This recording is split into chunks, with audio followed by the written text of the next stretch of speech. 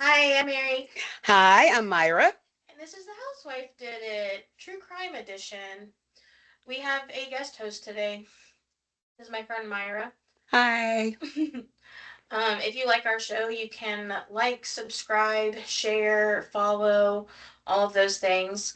And if you like jewelry, you can use our promo code Mary788 on every jewels for money off your order. That's EVRY jewels. And the code is Mary788. So, we're going to jump in. Okay. We're going to do a little bit different from our normal true crime structure. So I don't know if you know this, you're our first guest that we're not married to. Oh, So I so love we're gonna that. switch it up a little bit. Okay. So we're gonna start with like some current event true crime stuff and then Okay. we'll get into our story. Okay. But first, tell us a little bit about your interest in true crime, any cases that really stick with you, anything that's piqued your interest lately. Lately, of course, it's been the Epstein files has Yes. been a complete chokehold. Yes, and we'll Um, get into yeah. those. But thinking of true crime, I'm always watching. I think I just saw the Netflix documentary about abducted in plain sight, where the Yes. girl was abducted like twice by this Yeah, man. like in her neighborhood. Yeah, by her neighbor. And it was just weird, Yeah. like how they just didn't think anything of this Yeah. grown man just wanting to. He took her Yeah. away out of the Yeah. country. Yeah. If you liked the documentary, I think it's on Peacock. There's a biopic, and it's like a series Okay. based on it. And it's also really good. And it like goes through the entire event, but like with actors. Okay. Um, we just watched the BTK documentary on Netflix this morning, Oh, and okay. that was really good. It's made by his daughter. So she's Okay. talking about like being raised by someone she didn't know was a serial killer, and then finding out he was a serial That's killer gotta be and how that's crazy though. impacted her. Yeah, it was crazy. But yeah, That's gotta be really crazy. Just yeah, think, like I know. all this time. Like one of the things she talked about on it was like she was saying like people don't like when she refers to herself as a victim, but like everyone else that was interviewed, like the families of actual murder victims, like news anchors, they were like his family are victims, like not in the same sense, but Right. like this is something they have to live with the rest of their lives now. Right. Like Right. they didn't ask for. Exactly, because your emotions and feelings are all over the Right. place when you think about something like that. Right. Because it's like the person that raised me, that I Yeah. loved, that's daddy, was Yeah. a horrible person to everybody else. Right. So that's like a real conflict in your Yeah. own mind. So Yeah. it can Yeah. victimize you and put you in therapy. If Yes. definitely you Yeah. need therapy for that. It was crazy. Okay. So we are going to talk about a lot of things that are going on right now. So, within the first two episodes of season four, we talked about Renee Good. Hmm. Um, we neglected to mention at the time the murder of Keith Porter. And since then, we have now seen the murder of Alex Pretty by ICE agents. Keith Porter was shot and killed by an off duty agent in California while walking back to his apartment after a New Year's Eve celebration. And I didn't know that. And I found that interesting when I was looking into that because um, in my class for Martin Luther King Jr. Day, we were Hmm. talking about like what would be like your dream, like what do you wish could make the world a better place? And one of my kids said, I think people should stop shooting for New Year's Eve. And I was Mm. like, okay, like that's not something that I'm familiar with, but like Right. somebody was like, yeah, like that's a thing in like the Hispanic community, like they just kind of shoot into the air. And African American community as well. Yeah. and so Keith Porter, from what I've heard, he was doing that for New Year's Eve. He shot into the air, and then he was walking back to his apartment afterwards, and like he was, I think. I don't know if he had left his gun or if it was just in his pocket, like disarmed, but he was shot and killed by ICE on his way back from his apartment. Oh And so I wow. was like, I wonder if like my kids had heard that because it was like the same kind of situation, or if it just happened to be like something they were thinking about. But That was interesting It's to a me. possibility because kids kind of put two and two together and kind of create their own scenario or thoughts about what's Yeah, going on and what's happening. So yeah, yeah, it wouldn't surprise me if they did know about that. yeah. Which is the same place where Renee Good was killed Right. by ICE. Not to mention like the countless heinous crimes they commit against immigrants and refugees on a daily basis. Right. But that's our like real time true crime before we get into like the big stuff. It always throws me off when people are protesting. Yeah. And when they're protesting, they're getting killed and harmed by Yeah. people that are peacefully protesting. Um, I don't know, it's bothersome to me because we live in a country where we're supposed to be allowed to have that freedom of Right. speech to say, hey, look, I don't agree with what you're doing. I don't agree with what you're saying. I can protest. And if I'm standing there with a sign that literally says, go home, or I don't believe Right. this, there is nothing aggressive about what I'm doing. The aggression usually comes in from the person that wants them to not be there, Right. and that is that's the epitome of being a legal bully in a sense because it's a if you're bullied just because if you don't like what I'm saying Right. and I'm just standing here, then that's a problem.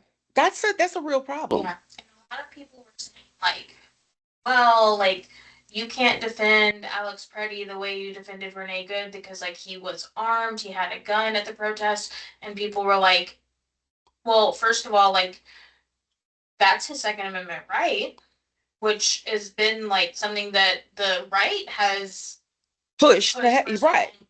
Like, I thought y'all loved the Second Amendment right, but secondly, in the video, you can see when they all kind of swarm to him, somebody disarms him and takes his gun before he is shot.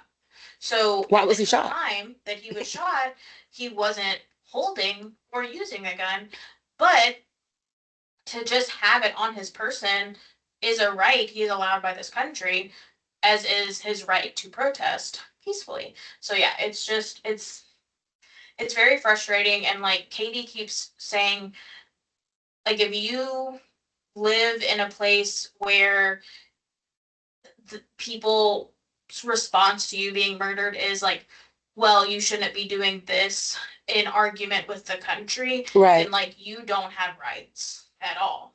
You don't. Like point blank period. So it is very frustrating and very scary. Um, It's scary because when you think about the average person does not think to go that they're going to die just for right. peacefully protesting. When you're going somewhere out of peace, there you're standing there, you're doing what you're supposed to do. And here's the thing, because there is crime, people carry guns Yeah. because my thing is if I'm going to have a gun, it's not to go around like Yosemite Sam. Right. you Right. know it's to go around like if I'm attacked or if I Right. find myself in a position where someone's going to hurt me, I don't want them to hurt Right. me. I technically don't want to have to pull my gun, but if I do pull my gun, I need to use it. But if I have it on me, I'm not waving it around, Right. and I'm telling you, hey, look, I'm sorry, Yeah. I have a gun on me. Right. I have everything Right. that's It's legal, right? permitted. It's permitted. Yeah.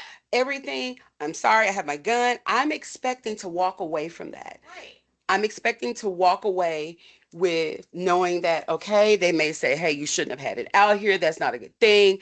But I'm not expecting to die or be seriously hurt Yeah. because of this. And it never amazes me how there is one person that's always disarmed, Right. but you have 30 people attacking them.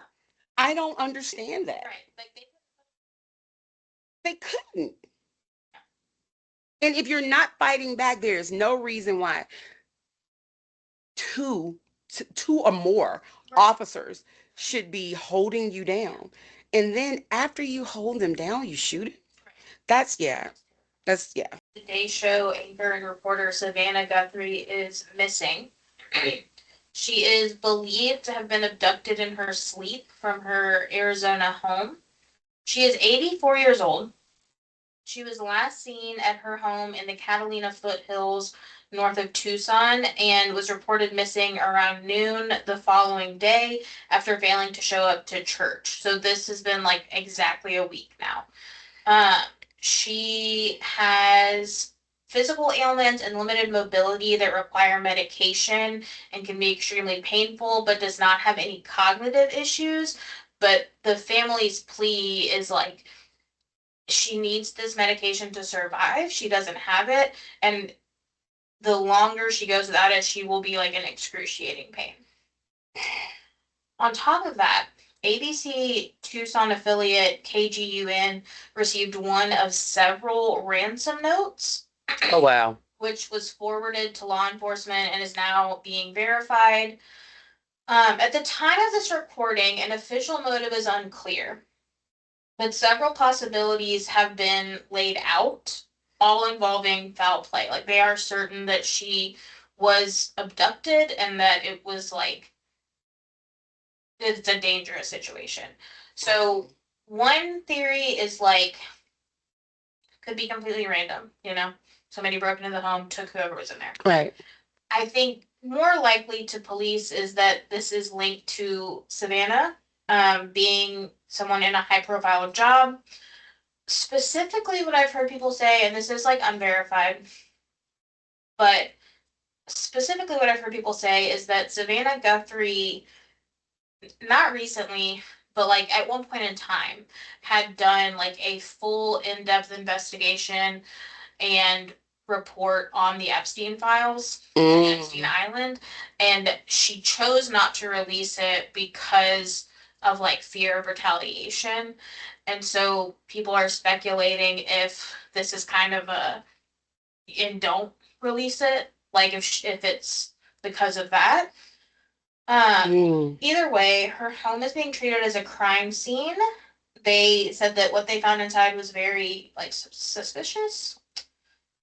Are Detective, they saying what they found inside? no, Okay. what they have said is that they have her phone. So her phone was left behind, her cell phone, and that they have been able to analyze potential foreign DNA. So they have found what they think might be DNA of the kidnapper, and they're in the middle of processing that. Anyone with information regarding the disappearance of Nancy Guthrie is encouraged to call 911 or the Prima County Sheriff's Department at 520-351-4900. Oh, gosh. Yeah, it's crazy. Oh, Very sad. it is. I mean, I don't know. I just feel like children and elders I know. deserve to be like cared for. And it Yeah. it's unfortunate Yeah. that, that these things are happening. Yeah. And I don't know. And And if it is about Savannah Guthrie, it's like very unfortunate that it's happening to like her mom. And I'm right, sure that that's very heavy for her. exactly. It definitely Yeah. like if something yeah, Yeah. that's got to be horrible. My hearts go out to that family. Yeah. It does. Last one on our list today before we get back. Mm. So the full set of files has been released containing emails and photos, but with several names redacted. Some key things I want to highlight that are that there seems to be some sort of code regarding lunch orders. So a lot of the email, if you're reading the Epstein files and you're like, what the fuck are we talking Right, about? right. A lot of the emails will ask like, what's your lunch order? And the responses are like pizza, hot dog, fries. I've These, seen a lot of grape sodas or something like yes, that when I saw that. Yeah. these are believed a code for the gender and ages of children. Hmm. So, like, I think they said like pizza would be like a young girl, like 9 or under. Yes. Which unfortunately means that Pizzagate was real, or at least not far off. Uh, Several of the emails, like, explicitly discuss videos of children undergoing sexual torture and detail how girls were measured and auctioned off by our sitting president. I'm going to just breathe through this for a moment. One of the photos includes posters of a young girl hung on the wall behind Jeffrey Epstein, which many now believe is John Benet Ramsey, Oh, wow. leaving us to wonder if her death was connected to Epstein Island. I have seen these photos, and what I'll say is it's two of the same poster. So like he's standing in front of like look at that wall. Yeah. Where it's the two corners. Yeah. There's a poster, the same poster on each side of the wall. Okay. And one of them, the face is blacked out, redacted.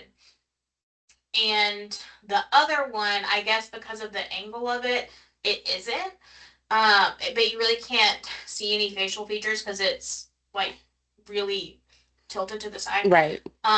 But from what I can see of like the body of the child in the photo, I'm fairly certain that that is an actual like photo of John Benet Ramsey that Oh, was wow. used like in media coverage of her case. Like I feel like I've seen that photo before. So people are connecting her death to Epstein Island, and I believe they've also said that her father knew Jeffrey Epstein. Um, People are also connecting a sketch from the disappearance of Madeleine McCann to Ghislaine Maxwell because it looks like someone just drew a picture of Ghislaine Maxwell. Like it's spot on. But it is a sketch of so like Madeleine McCann disappeared on a family vacation. Right. She was 3. A little British girl. And do you know about Madeleine McCann? No, Okay. not much. I've heard a little bit about it, but not much. So, like brief synopsis: they're on a family vacation in I think like it's not the Bahamas, but like a tropical place, island of some sort.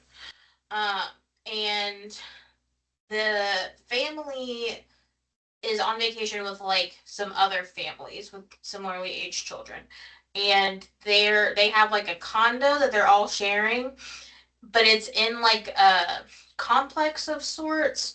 So like everything feels very like locked in and secure. Right. And the parents were like heavily criticized for this, but they what they would do because their children were so young was that once they put their kids to bed, they would leave the condo and go out like for dinner, drinks, whatnot. Right. And like every like 30 minutes, one of the parents would take turns going back to check on the children. Okay. Because it was all like in walking distance. Okay. And just feel the feeling of being very safe, yeah. Not necessarily something that I would do. No. But it was like it felt very safe to them. Right. And they were not very far. So at one point when they went back to check, Madeline, one of the girls who was 3 at the time, was gone. And when they did like the investigation and everything, a sketch was made of a woman that someone saw carrying who they believed might have been Madeline, a child matching her description, away from the condo. And the sketch of this woman looks exactly like Ghislaine Maxwell. Why this wasn't brought up before, like, we know what Ghislaine Maxwell looks like already. Why this wasn't brought up before this moment, I don't know. But so now people are not only are saying like, oh, it looks like there might have been connection to John Benet Ramsey, but there might have been a connection to Madeleine McCann's disappearance as well. Some names mentioned in the files include, but are not limited to. Of course, no. There's no limit. There's a lot. I mean, we already know. Yeah. Donald Trump, Bill. Oh, wow. Prince Andrew, Elon Musk, Stanberry, Whitney Sadler Smith, Zoran Mamdani's mom, and J.K. Rowling. Although, what? Yes. Oh my gosh. Although not every person named in the files has a direct link to the sexual abuse that took place on the island. So, for example, J.K. Rowling's emails offer Epstein a seat at a dinner to celebrate The Cursed Child, which was a book she came out with 10 years after he was first accused of the. Now you're going to say, I mean, thinking, like, oh, yeah. I mean, The Cursed, yeah. Right. What? No, because Here's my thought. Once there is that type of stigma put on a person, you tend to pull away from them. Right. It's, I mean, Not it's invite them over. don't, right. When there is that type, you're gonna pull away from that person, Right. not get closer, unless you're okay with that Right. and you're good with what they're doing. Right. And it's not been like a one or two off type things. This isn't a Yeah. rumor. Some of this stuff has been proven. Yeah. Okay, JK. Yeah. But okay. The emails with Elon Musk are him simply being denied access to the island. He says, please, please, please, let me come to your party. And they say no. Who wanted? Wait a minute. Who was that again? That was. Elon Musk. He was like, Oh, it's he's like like, you can't several sit with us. emails. Oh my God. But Oh, yeah, yeah. one of his daughters is transgender, and so she is like very much not like her dad because he'd be hanging out with all the Republicans. And she posted that they were at the time and date of that email exchange where he's like, because he was like denying that he sent them. She was like, no, we were like very near Epstein Island on that at that time. Like we were vacationing somewhere very close by. It's like within reason that he would have asked, but he was told no.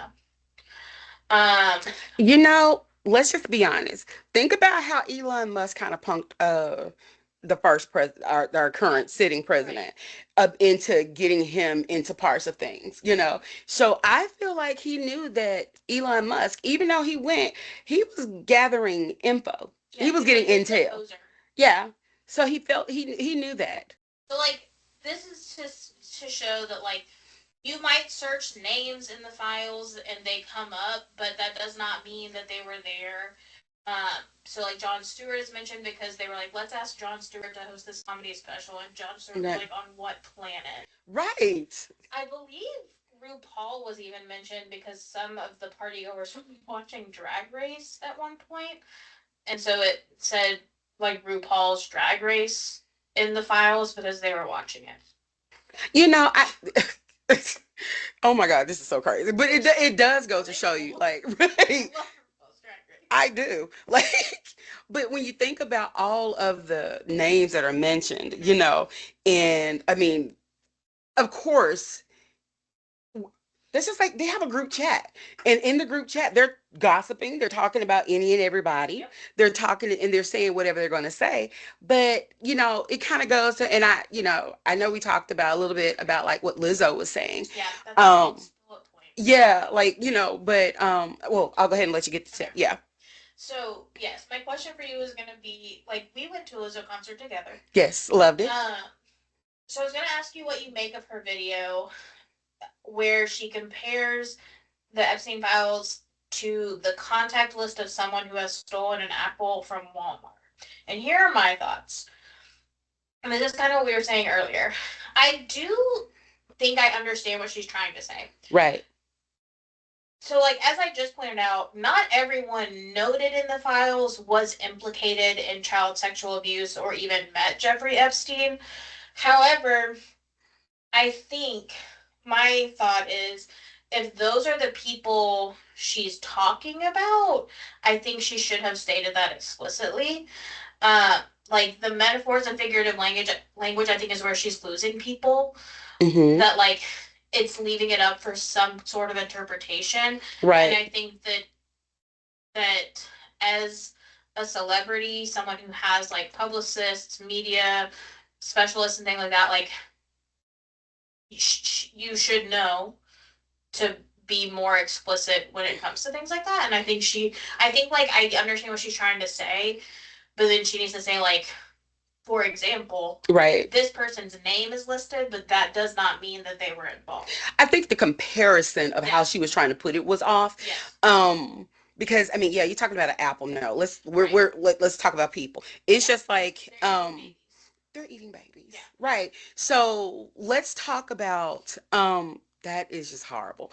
But when you're making a comparison, think about it this way. Like we've all been to college parties, you know, and we may have learned later Yeah. that something bad happened at one of those parties. We've all gone to maybe a club, Right. and maybe something happened at that club after we left. Right. That doesn't necessarily mean we were a part of it. Yeah. I was just there that day. I didn't see any of that Yeah. happened. So I think it's the same thing. Like there's a lot of names that are going to be there because if you search up a name, they may even put my name may be there, Right. your name, because it just may have come. I mean, we don't Yeah. know, but a name is just a name unless there is specific Right. information Yeah. about that name. Yeah. So if they're saying, like you said, we don't like Barack Obama, Right. okay, look at it in the full Right. context. Now, don't Don't go just look around saying Barack right. Obama's in the Epstein He is file. because Read they it. said right. Right. Read what they said Yeah. about him. It's just kind of like when you're if you're reading something, you just don't read one sentence without reading the one before and the Right. one after Yeah. to know the full context. Right. So Yeah. yeah, that was I think her. I get it. I understand what she was saying, but Yes. her It was. yeah, it wasn't because I get it. Yeah. And if you're a person that actually thinks, but I said actually thinks, excuse me. But if you're a person that actually looks into Right. Right. things and in terms of like what the analogy means, then yeah, you were going to be able to get that. But I think Right. some people took it as like, well, who are you protecting? Right. Well, not anyone, but Yeah. I'm going to when there's people that are named in there, Right. their name is going to be there. But that doesn't necessarily mean they were Yeah. participating in all of these things. Yeah. Barack didn't eat a baby. Right. John Stewart Like, didn't even get a chance to get yeah. there to eat Well, a baby, he's Right. like, I searched my name and I found it. And so I clicked on it and I read it. And here's what it was. It was an exchange about me doing a comedy special. And so he was like, I think there are a lot of people who just like out of curiosity are gonna go in and search their name I saw and like Russell or Wilson's searching others' name. names. Yeah. And let's just be honest, Russell Wilson is the golden boy. I'm sorry. No, he is. I mean, he has everything but a halo. But, like to know, I mean, no, I don't personally know him, but his character Yeah. just speaks volumes, and when you're talking about a person's character, it just is automatically going to show, Yeah. across, Yeah. just across broad bands. But like his name was mentioned. Yeah. We don't know why it was mentioned. Right. It could be mentioned as like, oh, did you see that Russell Wilson scored a winning touchdown? Yeah. Anything. Yeah. But just because their name is there does not mean Yeah. that they are guilty of those Right. things We have that to like go in and we investigate. right you have to think about it, and we Yeah. can't be distracted is one thing Right. that she was saying. Yeah. We can't be distracted of all of these famous names that may be Right. out there. Let's look at those names that people have put out there and said they did this, Right. this person did this is a picture of this person. Yeah. And we've seen our sitting president name being mentioned for so many Right. things. And that's wild to me. That is wild. Yeah. Somebody said like if you turn on the news and one channel says it's raining outside and one channel says it's sunny, it's your job to go outside And and see look, what the weather is before you get dressed. And so like if you are like people who are like, I know my favorite celebrity is not mentioned in the FC, and I know that's like a meme and like whatever, but like if you're genuinely concerned that your favorite celebrity is mentioned, look their name up and read through it. Like look into it yourself. Don't right, go on Twitter and search is so and so mentioned in the Epstein files. Go look at them. They're public record. a lot of names are going to be in there. Yeah. And if you were to go through and pull out maybe 100 names, possibly only 10 of them, were responsible for doing all of those heinous things. So, yeah. Okay. We're gonna jump into our next now. Okay. So I am going to be telling Myra the case of the disappearance of Brian Shaffer. So we're gonna get started. Okay. On Friday, March 31st, 2006, Ohio State University medical student Brian Shaffer was officially free for spring break. He and his father Randy went out to a steak dinner to celebrate, and Randy immediately clocked how exhausted his son was. He had stayed up all night the evening before cramming for his exams, so Randy was admittedly worried when Brian said he was going out drinking with his friend Clint Florence later that evening, but Randy kept his concerns to himself. So At 9 p.m., Brian met Clint at the Ugly Tuna Saloona, Mm. a bar in the South Campus Gateway Complex on High Street in Columbus, Ohio. About an hour later, Brian called his girlfriend, Alexis Wagner, at her family home in Toledo. She was visiting for a few nights before she and Brian took a trip to Miami, where he was planning to propose. So they're very excited for this trip. Mm. She had an inkling. Um, Alexis was a fellow medical student, and she and Brian were both excited to relax in a more tropical location than Ohio. Brian even joked that if he weren't pursuing a medical career, he would want to be in a Jimmy Buffett cover band. He played guitar. Okay. Plus, Brian really needed this break. He was in his second year of medical school, and just earlier that month, his mother had died of MDS, which is a cancer affecting bone marrow. Brian and his mother had been extremely close. She was a nurse and had inspired Brian to chase a career in the medical field. So, safe to say, spring break was some welcome time off. He had been dealing with a lot. Right. Brian just wanted some time to relax. After getting off the phone with Alexis, Brian and Clint continued bar hopping around the arena district. Each time they stopped at a bar, they would take a shot, like a little game. Okay. If you've ever been on like one of those like pedal bars, Yeah. you kind of do that. Like they will after a certain point they'll stop at bars. Different bars they have. And, like, Yeah. go in. Everybody takes a shot. You get back on the pedal bar. So Right. they were just doing their thing. After midnight, they met up with a third friend, Meredith Reed, in the a district called the Short North. Okay. Meredith gave the boys a ride back to the Ugly Tuna Saloona, where they planned to end the night. At some point while inside the bar, Brian got separated from Meredith and Clint. At around 2 a.m., the bar closed, and Meredith and Clint were forced to leave with a crowd of other patrons. Outside the bar, they waited for Brian. They attempted to call him, but when they were unable to see or get a hold of him, they assumed he must have gone home and just not told them. And Brian did live within walking distance of the bar, so that wasn't like completely out of the question. They were like, it's very possible he just walked back on his own. Right.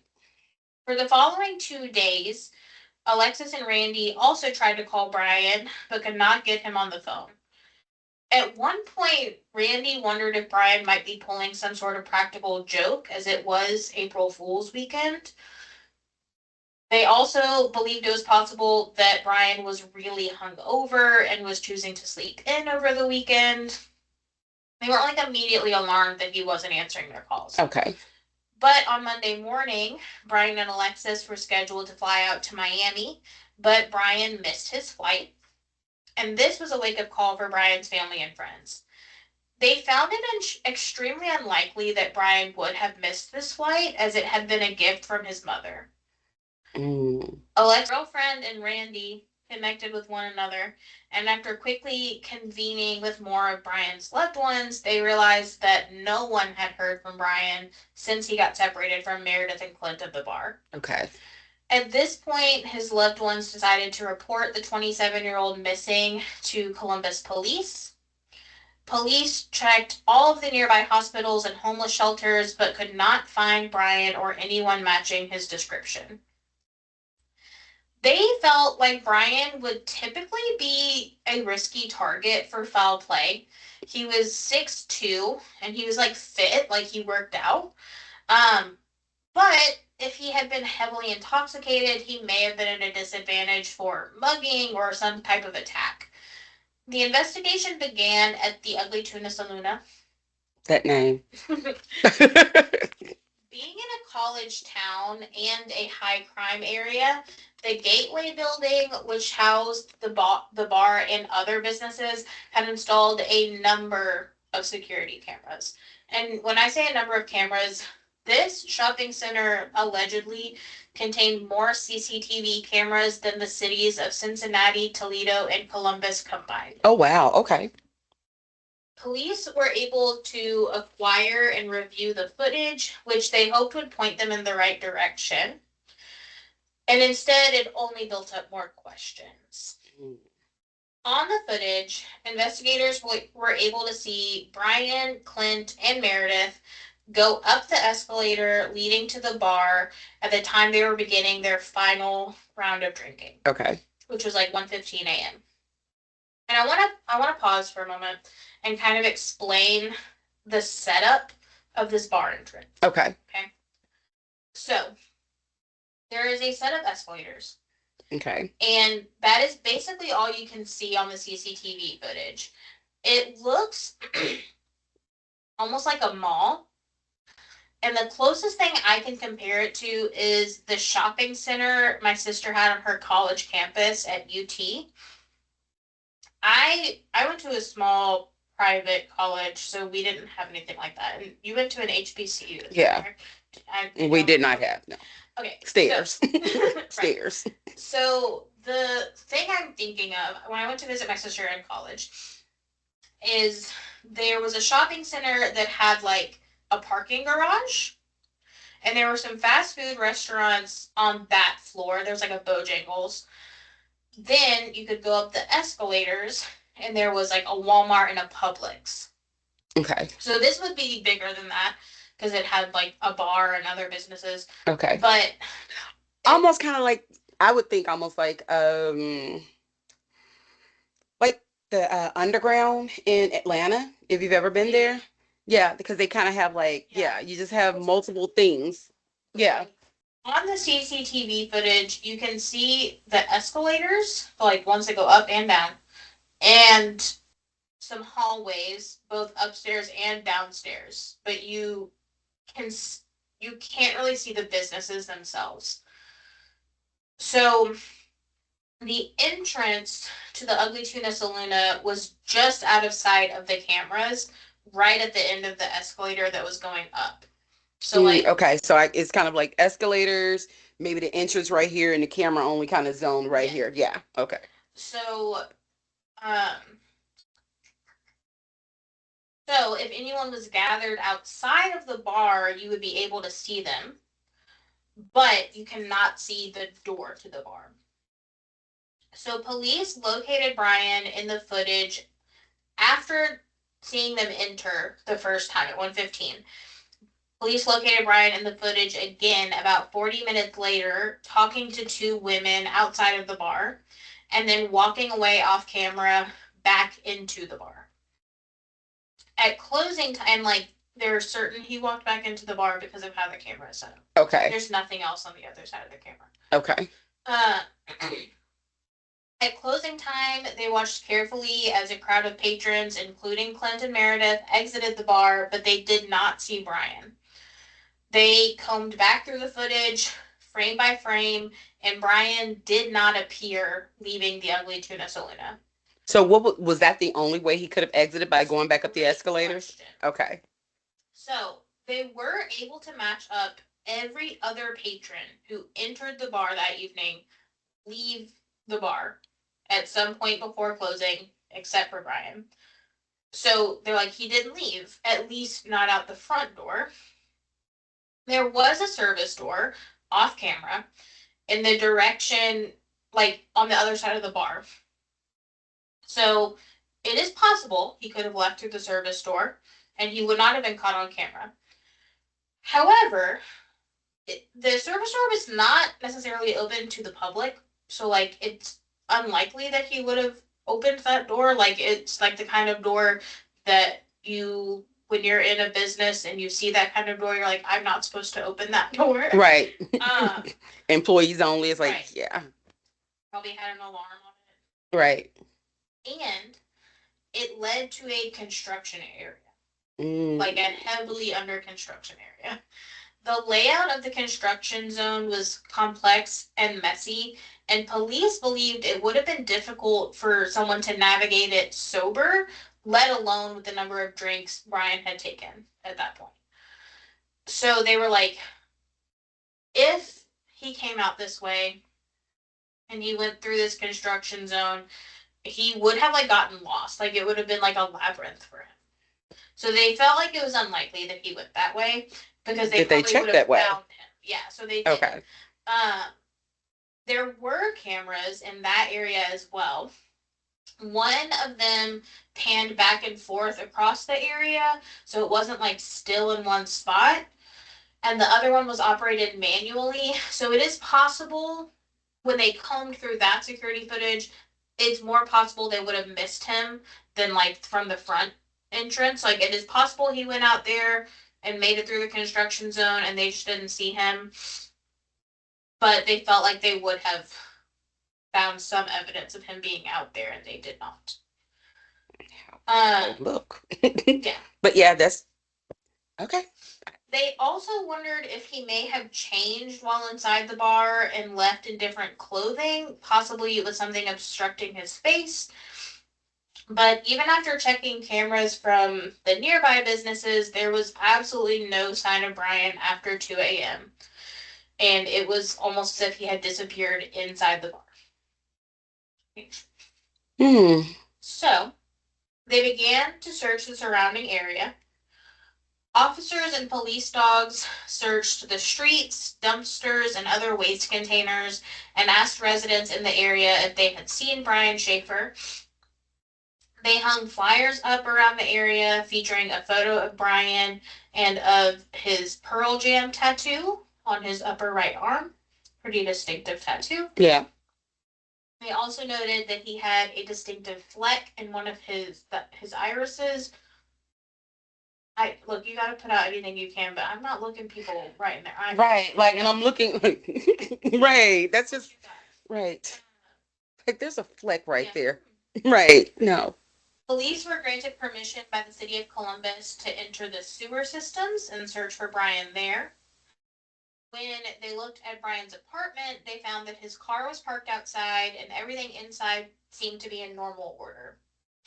Brian's loved ones were all asked to take polygraph tests, and all of them participated except for Clint. The two girls Brian had been seen talking with. Just putting a pin there. Okay. Mhm. The two girls Brian had been seen talking with in the last CCTV sighting of the evening had been identified, but they were not asked to take polygraph tests. Eventually, patrons of the bar came forward to state that they had witnessed Clint and Brian engaging in a verbal argument at the bar, which made people suspicious of the fact that Clint did not want to do a polygraph. Mm. You want to take your pen out yet? Yeah, I'm gonna go ahead and take that pin out. So here's my thought. If my friend is missing and I'm going to give that polygraph test. Right.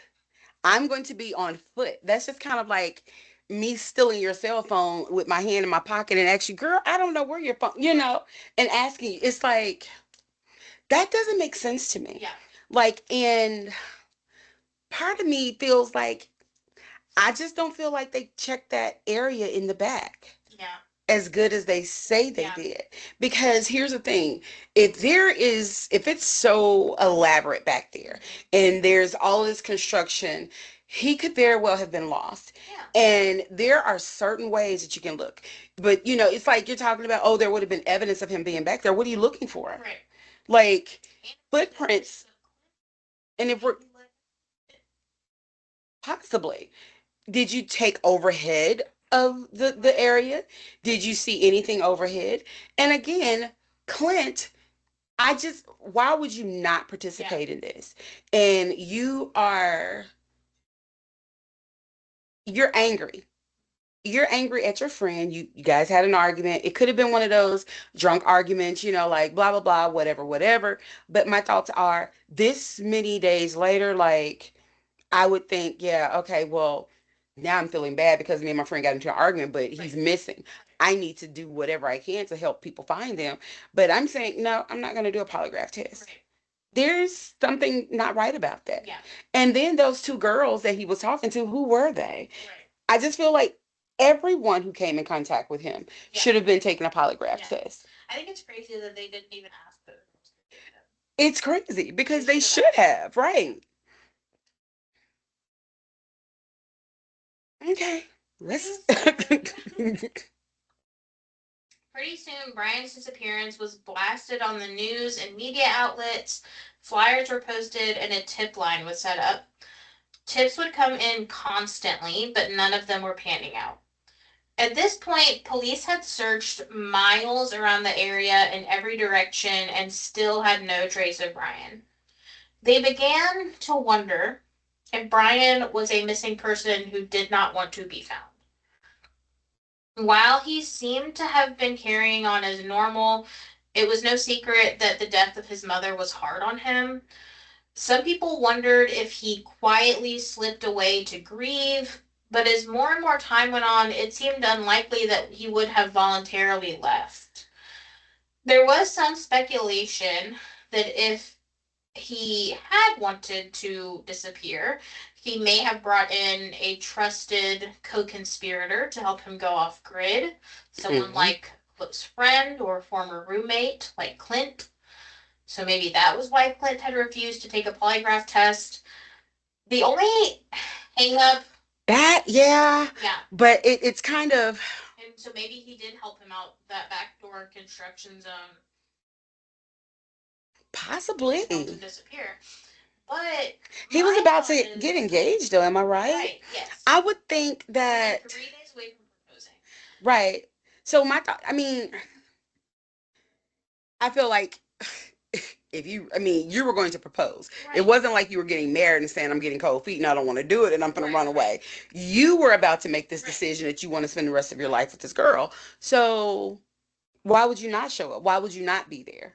So, I mean, I just think those theories are a little like, yeah, I get it, but I just feel like yeah, it still doesn't make sense to me. yeah. My hang up also is that, like, while I can see, like, losing his mom being such a big thing that, like, he feels the need to get away, like, I don't see how it then makes sense for him to stay gone because then he would subsequently lose his dad, his brother, and his future wife. Right. Like, if losing someone was that hard on him that he needed to like take some time for himself, why would the answer be to lose everyone?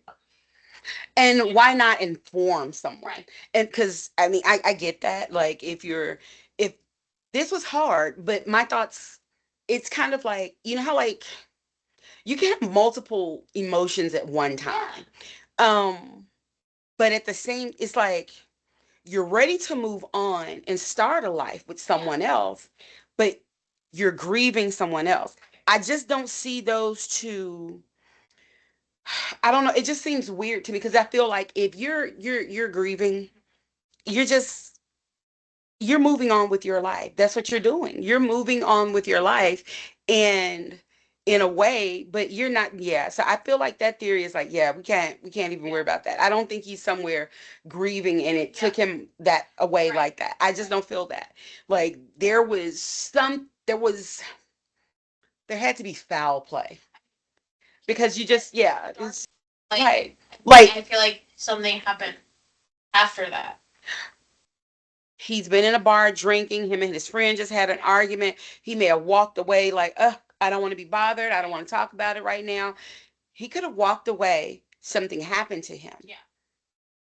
But it's still weird to me why Clint would not do a lie detector test. Yeah. And what was the argument about?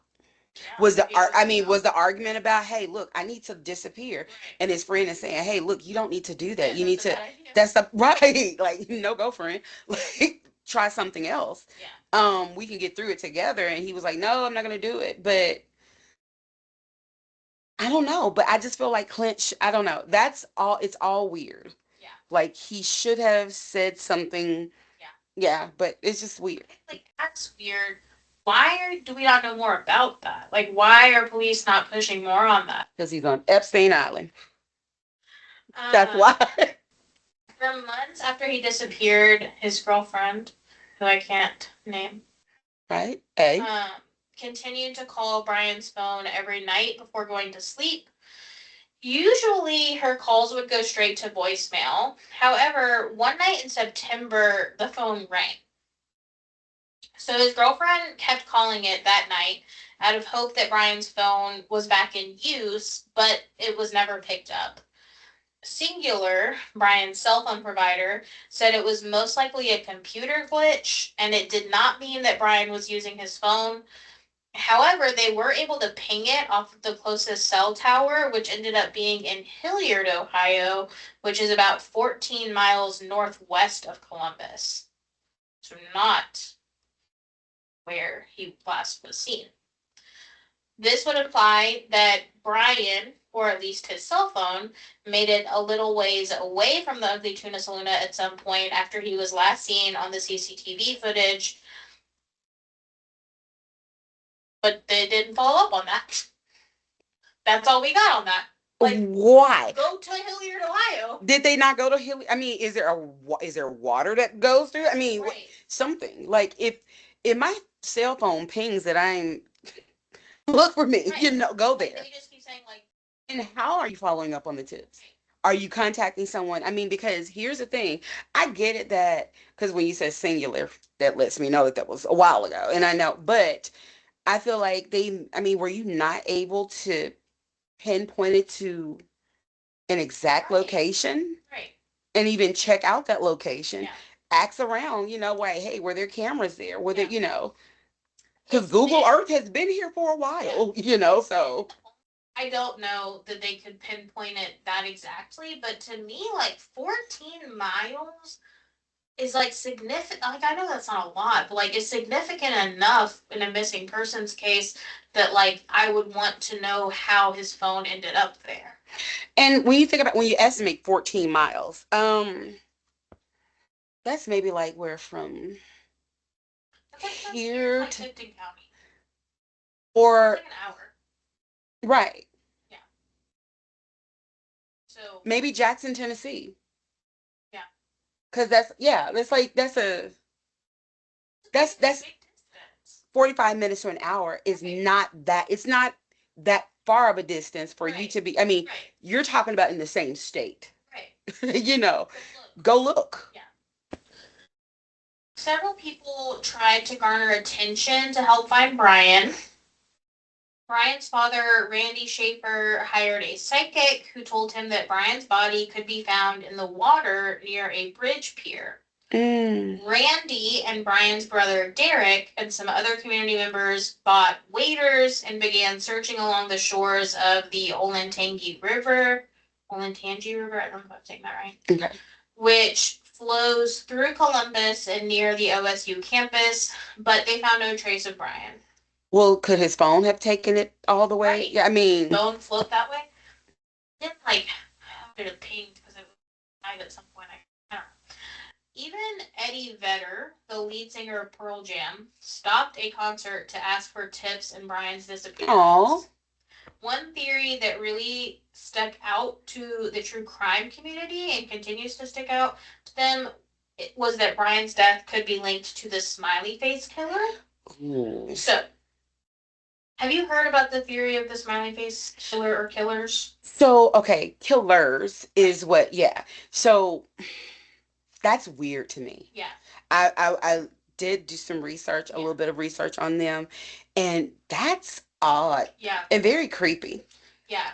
But it also, what it brought to mind? Um, probably maybe last year or year before. I want to say maybe in 24. Do you remember this young college kid in Nashville? Riley.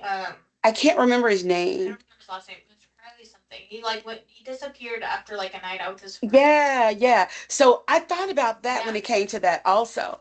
Um, but yeah, the smiley face murders. So I'm gonna explain what it is for our listeners, but it's one of those things that like I feel like is enticing as like a true crime listener, but I can also see where like I'm making it be something because I find it so interesting. Like I'm like, oh my gosh, like yeah, of course.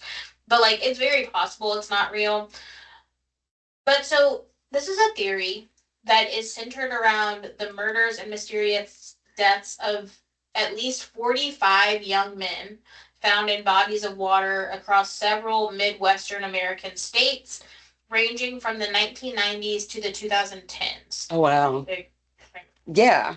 The theory was put forward by two retired New York City detectives, Kevin Gannon and Anthony Duarte, and a criminal justice professor and gang expert at St. Cloud University, Dr. Lee Gilbertson.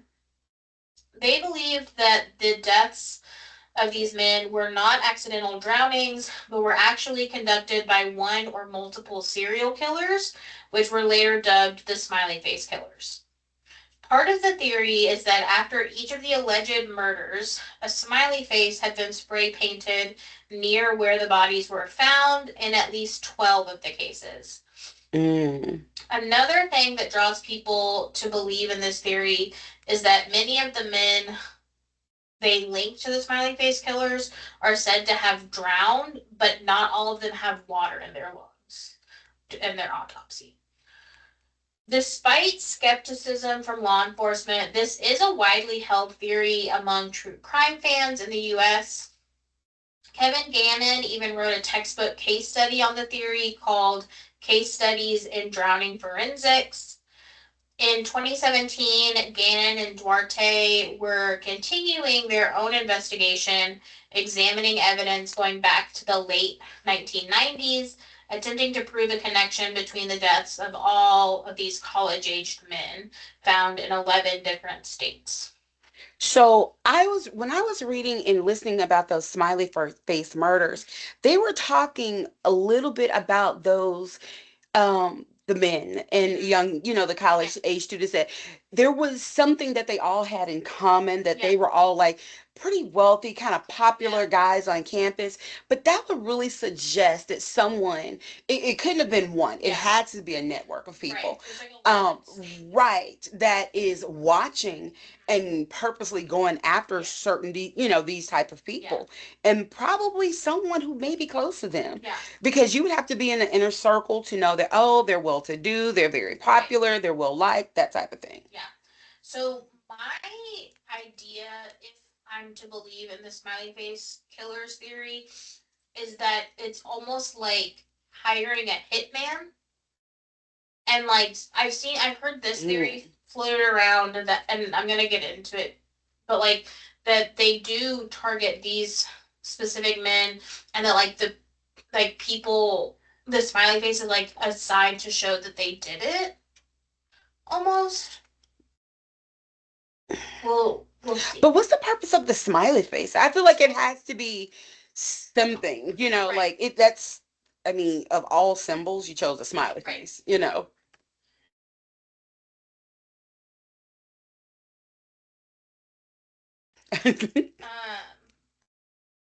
So not only were all of these cases linked to bodies of water, but almost all of the young men had been seen leaving parties or bars and had been drinking on the night that they died.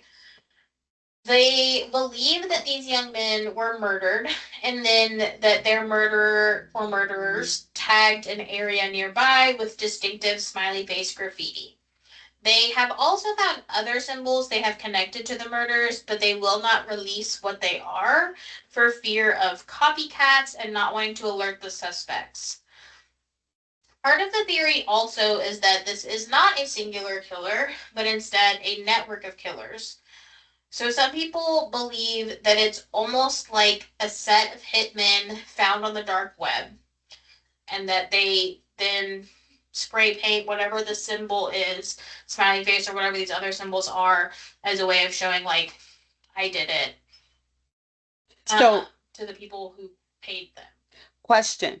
Were there, well, I'm pretty sure if they didn't say it, but were there any symbols found by near Brian Shaffer? But they haven't found him. Yeah, so. So that's the thing, is like, one part of this, there are some people that they link to the smiley face killers that they found their bodies and there is not any graffiti nearby. And so that kind of takes away from the theory. But then also, like, in this case, they've never found, and with several others, they've never found them. And so, like, there could be smiley face graffiti in the area, but we're not necessarily linking it to that case. Um, Police forces with jurisdiction over these 45 cases do not believe they are linked and do not believe the graffiti found at or near the scenes are in any way linked to serial killer activity. The police department in La Crosse, Wisconsin, were in charge of 8 of these death investigations and determined each one to be accidental drownings due to high alcohol intake by the victims, and noted that there were no smiley face symbols connected to any of the scenes they were looking at. So 8 of them right there, no smiley faces. Um, the Center for Homicide Research published a research brief to scientifically refute the theory. Criminal profiler Pat Brown Criminal profiler Pat Brown said that the theory is ludicrous and does not fit what we know about serial killers. She also pointed out that the smiley faces found nearby are likely coincidental due to smiley faces being a popular graffiti tag and the fact that they are only found some of the time. But there are other symbols that they see and right. That's what the two who came up with the theory say, but they won't tell anyone what they are. Okay. So it said that they do tell some like trusted police departments, but like they really try not to tell anyone. And so like they say there are other tags. Maybe that's what is used in some of these cases, not a smiley face, but the police departments don't know what it is. Oh, Uh, that's kind of important to know, though. right. The smiley faces are found at varying distances from each of the bodies in the cases where there are smiley faces. So like some will be found like on a fence at the body of water. Some will be found like miles away. Some will be found like on the ground. It's like all different. Mm. So they're like, if you're like, oh, they were killed by the smiley face killer because a smiley face was found 2, 3 miles away. I That mean, me. right, yeah, you have to be a little bit more. And here's the thing, like the theory of the dark web assassins, Right. right by the bodies is it could be very likely. Right. However, I feel like there are a lot of people out there, of course, copycats, Yes. that are just putting this tag out there Right. just to throw people off, Yeah. or Chaos. yeah, it definitely causes chaos, panic, all of that. So. Yeah. Ruben Rosario of the St. Paul Pioneer Press pointed out that there is no factual evidence to this theory. Some of the parents of the deceased who previously supported the theory have now expressed their own skepticism or changed their motives on wanting the theory looked into. Kathy Guide, whose son Todd's disappearance we have covered on our podcast, she said that she is willing to let investigators look into the smiley face murder theory because she just wants any agency to take a second look at her son's case. The FBI has even weighed in on the theory, issuing the following statement, quote, the FBI has reviewed the information about the victims provided by 2 retired police detectives who have dubbed these incidents the smiley face murders and interviewed an individual who provided information to the detectives. To date, we have not developed any evidence to support links between these tragic deaths or any evidence substantiating the theory that these deaths are the work of a serial killer or killers. The vast majority of these instances appear to be alcohol-related drownings. The FBI will continue to work with the local police in the affected areas to provide support as requested. In September of 2008, tragedy struck the Shaffer family again. Neighbors of Randy Shaffer's called police after finding his body on his property in Baltimore, Ohio. During a windstorm, Randy had gone out into his yard to clear some of the debris, and a branch flew off of a tree and struck and killed him. Oh my God. When his obituary was posted online, the family included a virtual condolence book so that loved ones could comment with well wishes for the family, memories of Randy, etc. One of the signatures in the online condolence book read, "To Dad, love Brian, U.S. Virgin Islands." Once this comment was found, police began to attempt to trace it back, wondering if it could be a genuine comment from Brian, who had You'll go to the potentially. U.S. I'm sorry. You'll Right. go to the U.S. Virgin Islands, but you won't check the Right. surrounding areas. Well, oh, okay. They Just thought making it. a note. Over the years since his disappearance, there have been rumored sightings of Brian in Michigan, Texas, and even as far as Sweden. None of these have been verified, and Brian remains a missing person. To provide any information on the disappearance of Brian Shaffer, you can contact the Columbus Police Department in Ohio at 614-645-4624 or FBI VICAP at 800-634-4097 or VICAP at leo.gov. So, like I said, next month it will have been 20 years since Brian disappeared. Um, and there have been no verified sightings of him. So, to me, that sounds like something happened to him. It does. What do you think?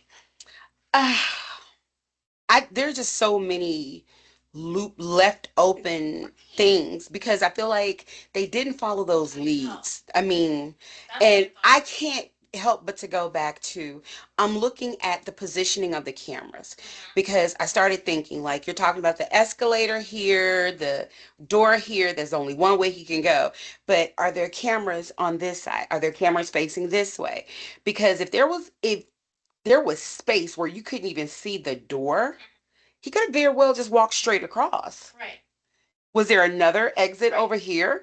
Was there another way he could have gone? Were there other cameras? Yeah. Did they check any other cameras? If he, I mean, that's in the entire like little Yeah. mall like area that Yeah. we talked about. Um, I feel like going, nothing was fully flushed out. it wasn't going. You're talking about this labyrinth of construction in the Yeah. back. So, oh, he couldn't have made it through there. Yeah. This 6 foot man that was drunk, right? Yeah. I need to see pictures. 6'2" man, physically fit. Um, did you not see footprints? You have a camera that scans back and forth. I'm pretty sure that they may not be along the wall. If he was so inebriated the way Yeah. that they were talking, could he have been walking along the walls to keep himself Yeah. up where they couldn't see Yeah. him? There are so many different things, and I think as the average person, I'm gonna question. Yeah. So you didn't thoroughly check all of this. You couldn't ping where his phone was. Did you think that maybe he was hurt here? His phone was dropped in water that was actually moved down. I mean, there's just so many questions there. Yeah. Nothing would, it was like they were given tips, but nothing. I agree. People were not made to do. And here's my thought. There's no way that Clint should have been allowed not to Right. um give a to be able to do a lie detector Yeah. test. And if he's like, no, I'm not going to, then they should have looked at him more. Right. But you didn't follow up on it. You just like, okay, well, he Yeah. didn't want to do it. Yeah. The two girls, anyone he had came in contact Right. with should have been questioned Yeah. and made to take this lie detector test. And they were like, well, they didn't think it was necessary. It was. Right. Especially knowing that they said that there was a fight between Clint and his friend. He went out and talked to these girls. The who said that they had a fight? Right. What was the fight about? Right. Because if you knew that they were having a fight, you would have known what you Right. would have had some inkling of what Yeah. the fight was about. But nobody said anything about the fight. This man decided to go off and get married. Then they're saying, "Oh, he's grieving." No, Right. he was planning on going to this island to propose to his girlfriend. Yeah. I mean, but you're saying, "Oh, he's grieving and he's walking away." Right. The phone turned on. Oh, they said it was a glitch. Right. It turned on and it went back off. Yeah. Okay, I get it. It was a long time ago that they didn't have like the technology and stuff. Yeah. Then, so I did you feel check like any more into? so much off. They were like, though that doesn't make sense to us, so we're not gonna look into it. So the father died they get a tip from the Virgin Islands, but then they said, oh no, this was from somewhere in, I don't know, somewhere else. Did they check that IP Right. address? Did Right. they do anything there? Do they look around that area? Right. Like there are so many Yeah. loose ends that Yeah. were not tied up. Like to me, it's like, and it started with them not making that man Yeah. do his, do the lie detector test. It makes no sense. Yeah. I agree. I feel like there's no way to really know or theorize what happened because like everything they were like given, they were like, well, I don't know about that, so we're not gonna look. I Right. guess we'll never know. Oh my gosh. Well, Oh, that's crazy. yeah. Thank you for joining me today. Thank you for having me. It's been fun. Yay. All right. Bye. Bye.